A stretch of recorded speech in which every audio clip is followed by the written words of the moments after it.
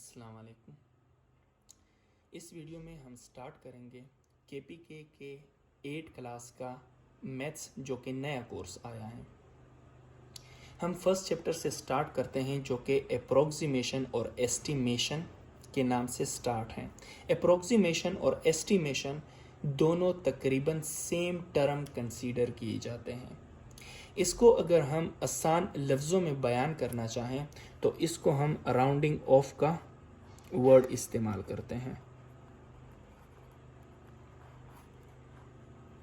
Rounding off क्या चीज़ है?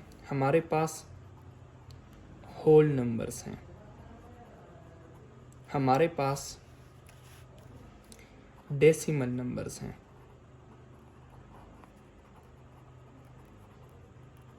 अब हम क्या करते हैं, होल नंबर्स को हम कन्वर्ट करते हैं नियरेस्ट ऑफ 10 में, नियरेस्ट ऑफ 100 में एंड सो ऑन। और इसी तरीके से डेसिमल नंबर्स को हम कन्वर्ट करते हैं होल नंबर में, 10th की टर्म में, 100th की टर्म में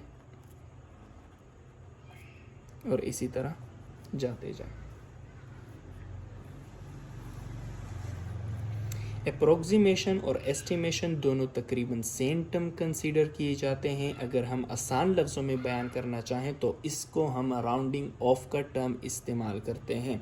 राउंडिंग ऑफ क्या चीज़ है? हमारे पास होल नंबर्स हैं, होल नंबर्स को हम कन्वर्ट करते हैं नियरेस्ट ऑफ 10 में, नियरेस्ट ऑफ 100 में, नियरेस्ट ऑफ 1000 में। इसको क्या कहते हैं? Rounding off. या हमारे पास डेसिमल नंबर्स मौजूद हैं और डेसिमल नंबर्स को हम कन्वर्ट करते हैं होल नंबर में, 10th की टर्म में, 100 की टर्म में। इसको हम राउंडिंग ऑफ कहते हैं और राउंडिंग ऑफ को हम अप्रोक्सीमेशन और एस्टिमेशन कहते हैं।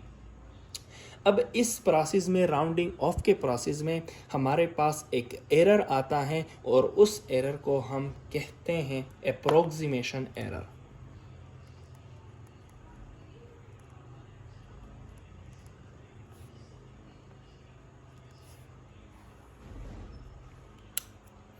अप्रोक्सीमेशन एरर क्या चीज़ है? हमारे पास एक एग्जैक्ट वैल्यू है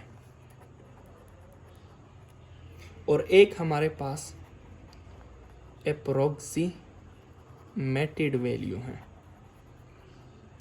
एग्जैक्ट वैल्यू से मतलब यानी जो वैल्यू हमें गिवन होती है, यानी जो वैल्यू हम मेजर करते हैं उसको एग्जैक्ट वैल्यू। अप्रोक्सीमेटेड वैल्यू क्या चीज़ है? जो हम उसकी राउंडिंग ऑफ कर देते हैं, जो हम उस वैल्यू की अप्रोक्सीमेशन करते हैं, जो हम उस वैल्यू की एस्टिमेशन कर लेते हैं, तो वो एग्जैक्ट वैल्यू से अप्रोक्सीमेटेड वैल्यू बन जाती हैं। अब एक एग्जैक्ट वैल्यू है और एक अप्रोक्सीमेटेड वैल्यू है। इन दोनों के दरमियान जो डिफरेंस है उस डिफरेंस को हम क्या कहते हैं? अप्रोक्सीमेशन।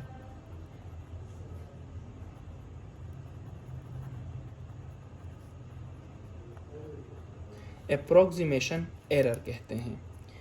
अब इसके एग्जाम्पल्स अगर हम देखना चाहें, एग्जाम्पल नंबर 1, हमारे पास मास ऑफ शुगर बैग है। मास ऑफ शुगर बैग हमारे पास 40.53 किलोग्राम, और इस 40.53 किलोग्राम को अगर हम किसी इंस्ट्रूमेंट यानी वेइंग स्केल के ज़रिए इसको फाइंड करें तो ये हमारे पास क्या करेगा? 10th के नियरेस्ट हमें वैल्यू देगा। 10th के नियरेस्ट मतलब यानी ये इशारिया यानी पॉइंट के बाद हमारे पास जो एक डिजिट आता है उस तक हमारे पास वैल्यू देगा। यानी 40.53 किलोग्राम हमारे पास 10th की वैल्यू में देगा।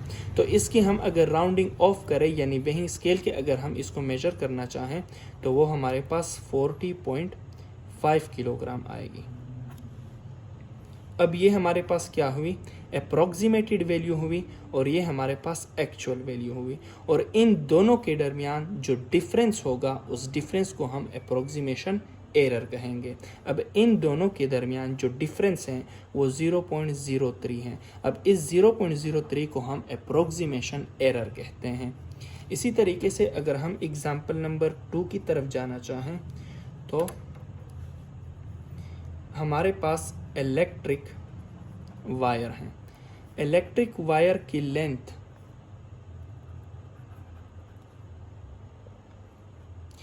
इलेक्ट्रिक वायर की लेंथ को हम देखते हैं।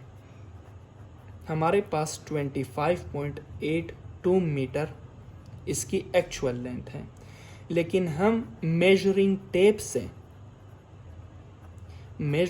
टेप से अगर इसकी लेंथ मालूम करना चाहें तो वो हमारे पास 10th की टर्म में हमें वैल्यू देगा, यानी 0.1 की टर्म में हमें वैल्यू देगा।